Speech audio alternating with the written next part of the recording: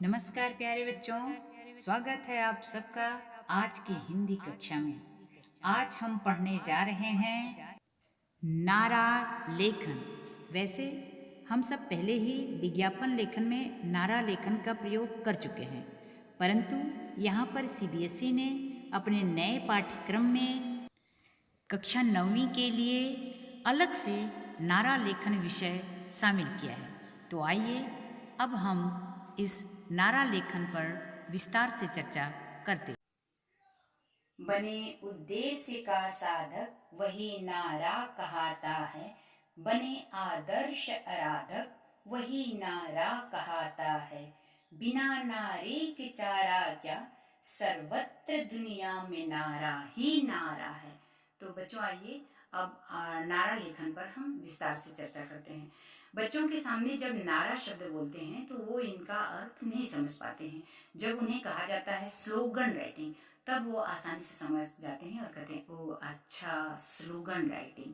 तो आइए सबसे पहले हम स्लोगन राइटिंग पर ही एक नज़र डालते हैं। स्लोगन राइटिंग क्या है? A slogan is a short phrase that is easy to remember. यानी दो विशेषता तो आपको यही समझ में आ गई कि नारा जो है छोटा होता है और आसानी से जल्दी से याद हो जाता है।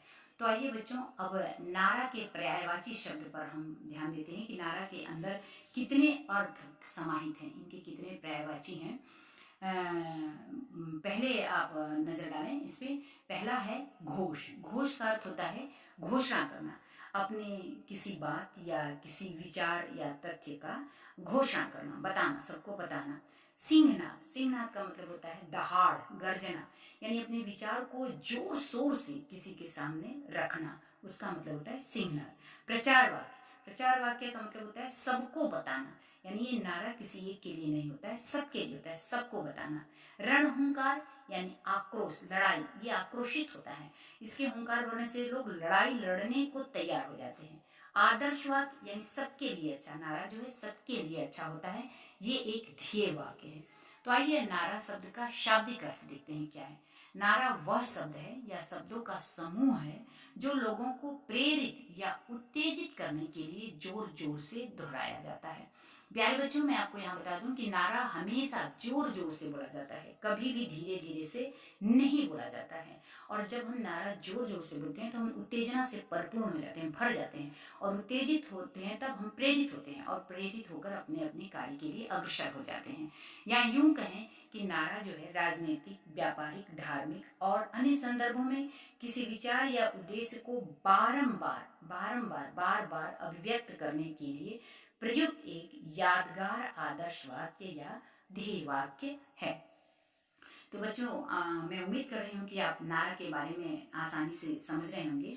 मैं और एक उदाहरण से मैं आप लोगों को समझाने का प्रयास करती हूँ कि बचपन में आपने देखा होगा कि मजदूर लोग जब काम करते रहते हैं तो उनमें से एक मजदूर जो है नारा लगाता है, वो बोलता है जोर लगा के, तो पीछे से सारे मजदूर कहते हैं हैसा।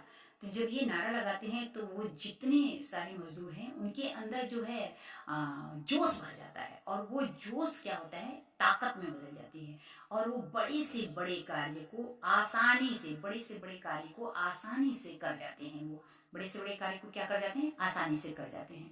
दूसरा उदाहरण देते हैं कि एक स्लोगन है साइमन कमीशन वापस जाओ। बच्चों ये बात उन दिनों की है जब हमारा देश पराधीन था और ब्रिटिशर्स ने हमारे देश में साइमन कमीशन आयोग को बुलाया था।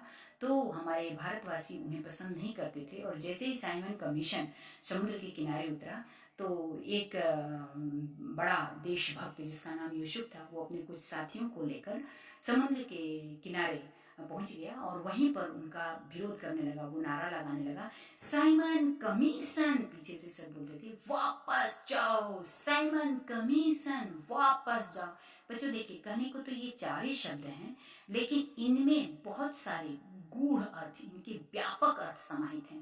पहला तो उन सभी के अंदर ये एकता का भाव प्रदर्शित कर रहा है। दूसरा उनकी तीव्र इच्छा का भाव, यानी उनकी इच्छा है कि वो साइमन कमीशन को बिल्कुल पसंद नहीं करते हैं, वो बिल्कुल नहीं चाहते हैं। और तीसरा उसका विरोध कर रहे हैं आक्रोश के साथ, यानी पूरे जोश के साथ वो उसका विरोध कर रहे हैं। तो इन 4 शब्दों में देखिए इतने 3 भाव समाहित हैं। यानी यूँ कहिए कि नारा जो है किसी धारदार तलवार से भी ज़्यादा तेज होती है।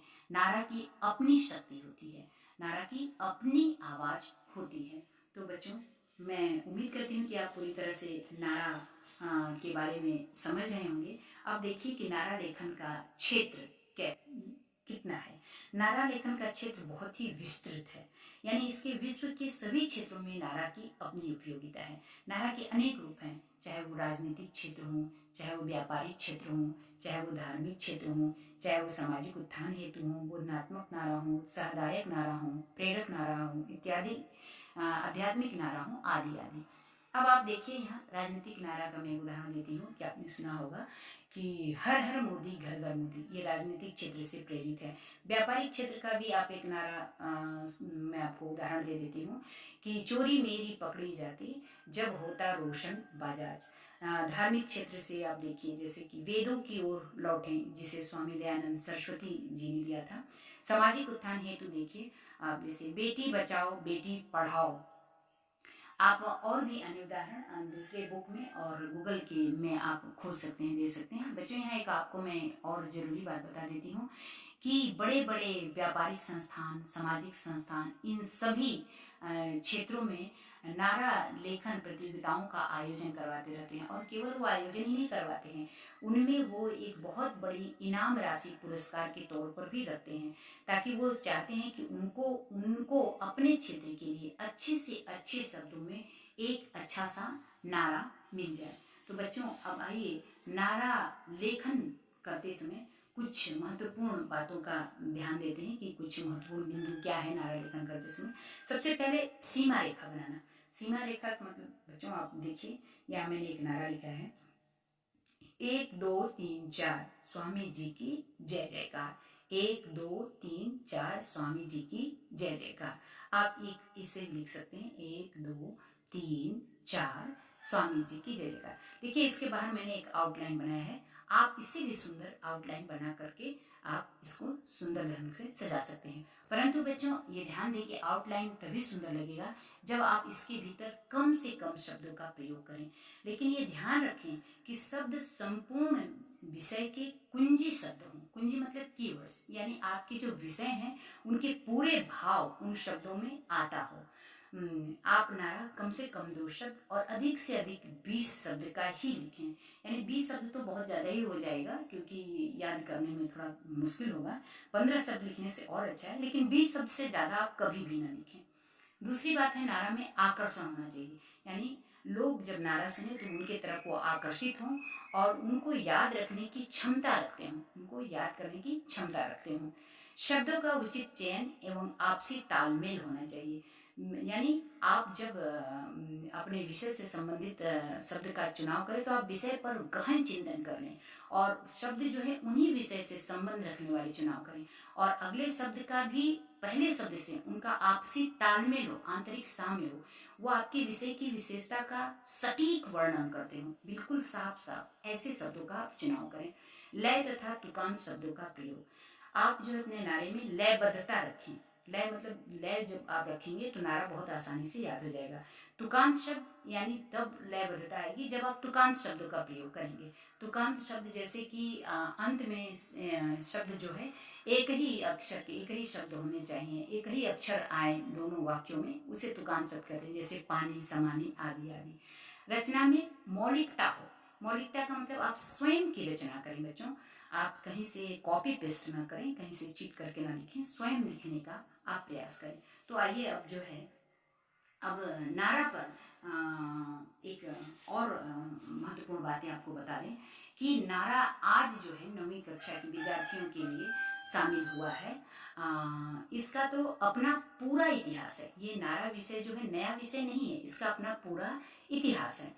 ये या यूँ कहें कि हमारे देश की आज़ादी में नारा का जो है बहुत बड़ा योगदान रहा है, इसलिए जो है नारा का एक बहुत पुराना इतिहास है। अब आइए नारा के एक अंदर क्या संदेश छिपा हुआ है उसको हम ध्यान से देखते हैं कि नारा जो है शब्द या शब्दों का समूह होता है जो लोगों को प्रेरित करने की क्षमता करता है। यानी नारा से लोग प्रेरित होते हैं, उत्तेजित होते हैं और उत्तेजित होकर के प्रेरणा पाकर के अपने कार्य के लिए आगे बढ़ते हैं। नारा जो है बार बार दोहराया जाने वाला होता है। यानी नारा को हम जितनी बार दोहराते हैं उतनी ही बार हम ऊर्जा से परिपूर्ण होते हैं, भर जाते हैं, हम ऊबते नहीं हैं और हमको खुशी, नारा दोहराते समय हमको खुशी मिलती है और अपने कार्य के लिए हम चल देते हैं। ये तीव्र इच्छा का सूचक होता है। यानी नारा लगाते समय आपकी उत्सुकता, आपकी इच्छाओं को ये जगाता है, ये आपकी इच्छा को बढ़ाता है और अंत में ये इसके शब्द और जो भाव होते हैं वो लोगों को आकर्षित करने वाले होते हैं। यानी लोग इनके तरफ आकर्षित हो जाते हैं। तो आइए बच्चों अब कुछ नारा का उदाहरण देखते हैं। स्वामी विवेकानंद का एक प्रसिद्ध नारा है जो लोगों को प्रेरणा से भर देता है। उठो, जागो और तब तक मत रुको जब तक लक्ष्य की प्राप्ति न हो जाए। दूसरा नारा पर देखते हैं। प्रकृति का न करे हरण, आओ बचाए पर्यावरण। बच्चों आप देखिए कि इसके बैकग्राउंड पर कितने ही रंगात्मक ढंग से इसे सजाया गया है। प्रकृति ती की छोटी की मात्रा पर देखिए एक जानवर का चित्र है। रा पे ए की मात्रा पर एक तितली का चित्र है। हंसता हुआ बच्चा है, डस्टबिन है। आप ऐसे सुंदर सुंदर चित्र बनाकर अपने नारा को सजा सकते हैं। तीसरा नारा स्वामी विवेकानंद जी का ही है। सबसे बड़ा धर्म है अपने स्वभाव के प्रति सच्चा होना, स्वयं पर विश्वास करो। चौथा नारा है सत्यमेव जयते, जिसे पंडित मदन मोहन मालवीय जी ने दिया था। पांचवा नारा जो आजकल सबके जबान पर है, कोरोना से हमारे बचाव भी कराता है, घर रहिए सुरक्षित रहिए। और अब आखिरी नारा, देश की यह शान है, हिंदी से हिंदुस्तान है। तो बच्चों उम्मीद करती हूँ कि आप नारा लेखन विषय को भली भांति प्रकार से समझ गए होंगे। अब आज का गृह कार्य, आप जो ये 8 विषय देख रहे हैं, इन्हीं विषयों में से किन्हीं 4 पर आप अपना नारा लिख करके 2 दिन के अंदर मुझे सबमिट करें। यदि कोई डाउट हो तो हमारे व्हाट्सएप नंबर पर आप मैसेज करें। तो आज की कक्षा यहीं समाप्त होती है। धन्यवाद। जय हिंद, जय भारत।